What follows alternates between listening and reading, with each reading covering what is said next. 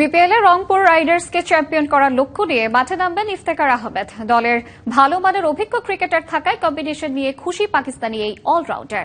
রংপুরের সমৃদ্ধ coaching staff নিয়েও প্রশংসা করেছেন। বাংলাদেশ ও পাকিস্তানের উইকেট কন্ডিশন অনেকটা এইরকম মনে হয় তার কাছে। এমনকি বাংলাদেশিদের আতিথেয়তার প্রশংসাও করেছেন ইফতেখার। নিলাম কিংবা ডিরেক্ট সাইনিং, বিপিএল পরিকল্পনার দিক থেকে রংপুর যেন সবার চেয়ে এগিয়ে। লিটন হৃদয়দের মতো জাতীয় দলের তারকা ক্রিকেটারদের পাশাপাশি অভিজ্ঞ মাহমুদুল্লাহ আছেন রংপুর ডেরায়। ভালো মানের বিদেশি ক্রিকেটারও দলে রাখার ক্ষেত্রে পারদর্শিতা দেখিয়েছে ফ্র্যাঞ্চাইজিটি। খুশদিল, আকিব, ফাহিম, ইফতেখাররাও খুশি গোছানো একটা দলে খেলতে পেরে।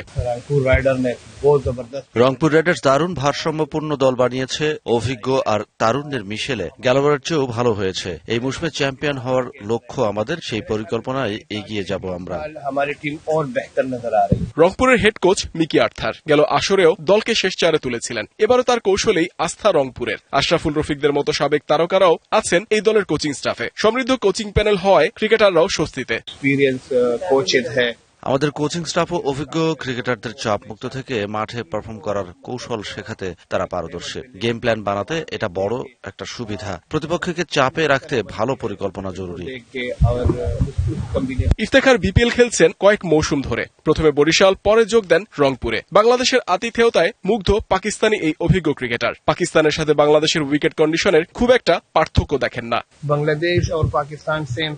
বাংলাদেশ ও পাকিস্তান আমার কাছে একই রকম মনে হয়। কন্ডিশন, উইকেটের অনেক মিল আছে। এখানকার মানুষরা অতিথি পরায়ণ। আমার কাছে মনে হয় আমি পাকিস্তানি আছি।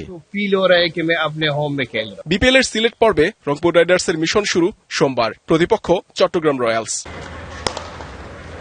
Mohammad Nazim, DBC news, Dhaka.